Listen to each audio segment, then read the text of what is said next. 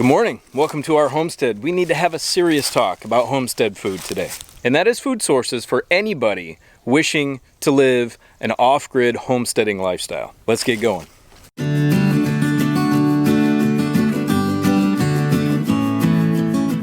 So friends, we all need to change our mindsets when moving from the city to the country in terms of our diet, our appetites, and the things that we eat. And that's because when you are out here and you are producing food for yourself, no matter what it is, whether it's a strict vegetarian diet or a plant-based diet or a meat-based diet with chickens or cows or whatever, you still need to change our minds. We need to change our minds about how we eat. So friends, this is extremely important for those of you who are still in the city, who are desiring to move out to a more self-sufficient homestead lifestyle in the country, because grocery stores are extremely artificial and they offer things that we've all gotten used to, which is just not reality. And what I'm talking about is variety. Obviously, if you move out here, I'm stating the obvious and I'm preaching to the choir, I know, but if you move out here, you're not going to have pre-made foods, obviously. You're not going to have 100 different boxes of cereal to choose from. You are going to only have what you can grow for yourself.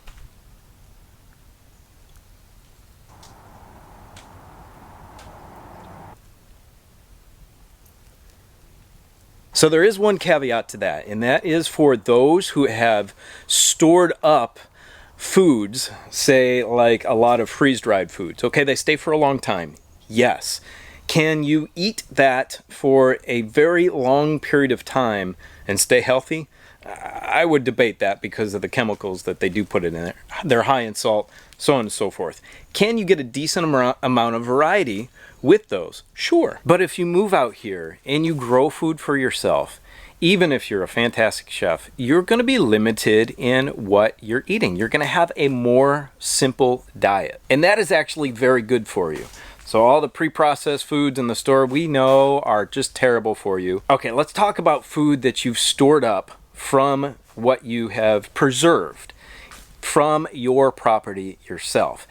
That is really important and needed, but it's still going to be a much simpler diet than what is available out at a restaurant, the grocery store, so on and so forth. So your skills in gardening and preserving foods are going to be paramount in your survival out here in the countryside. Now, there are a lot of people who actually come out and then they actually move back to the city.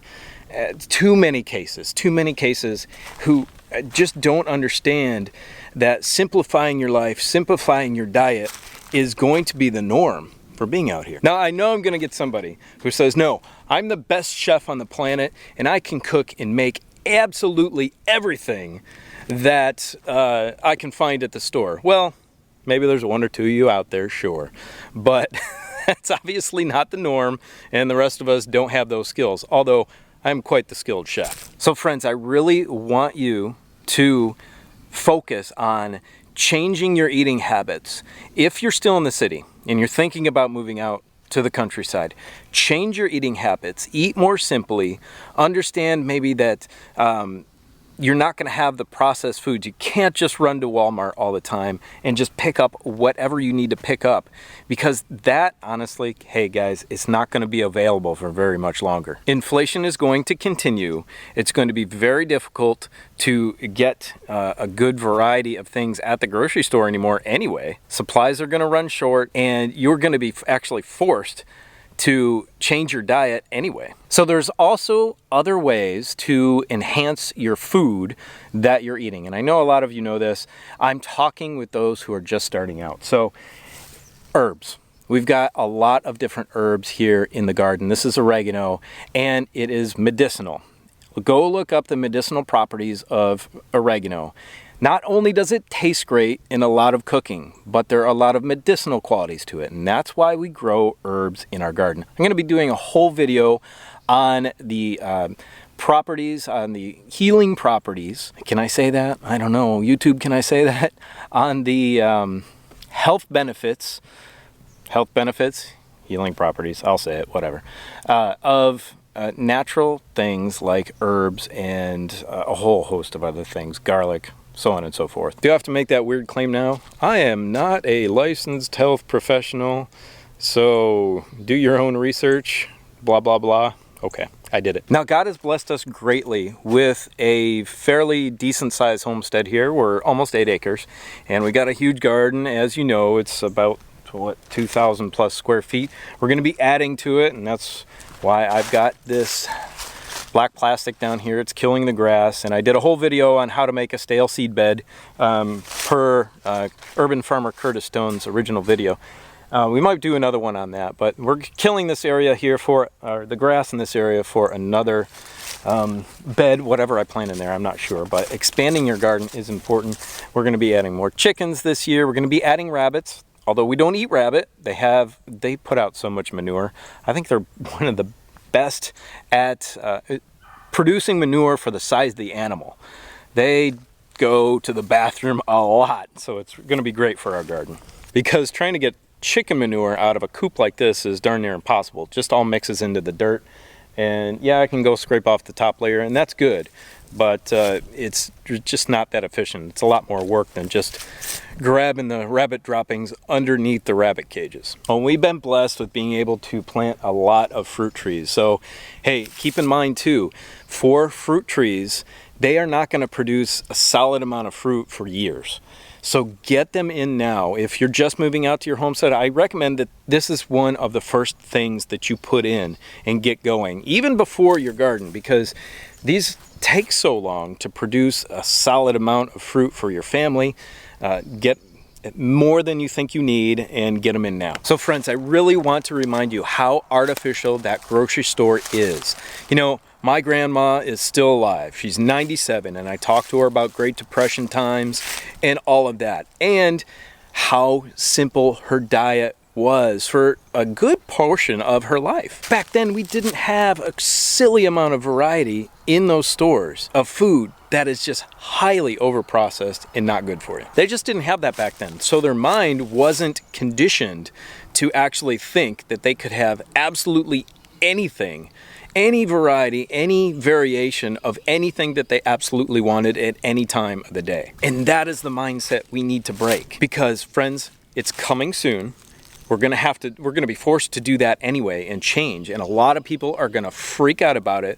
They can't get 15 different types of soda or cereal anymore, and they're not gonna know what to do. But you and I are, and I want you to start conditioning your mind, changing your mindset right now. And on top of that, start planting and start learning absolutely everything you can find out about planting. Yes, you can save up, you can produce, you can have a little bit of a storage of freeze-dried food and stuff like that for emergencies, and that's great in case you have a bad crop or whatever. But I want you all to build up to stuff like this. And we don't even produce all of the food for our family on our property yet. And that's one of my goals in the coming years, is to get us completely away, 100% self-sufficient in terms of our food sources. So I need to learn how to grow things like wheat for flour, or rice, and there's some upland rices or wild rices that will grow without, a swampy area. You can do a lot, but I need to learn those, and I'm still learning those. I think Doug and Stacy say that they are still at, 80 or 85, maybe 90% of their diet is produced on their property, but they are still obtaining things from the store, and that's fine. And we're all working toward that goal, even me. But I want to be that encouraging voice to you, to tell you to change that mindset, and the goal for you is to be 100% off of the drug of the grocery store. Set those goals for yourself. Now go check out this video right here, which talks about how big of a garden you need to feed a family of 4. Have a great day. We'll talk to you in the next video. Bye.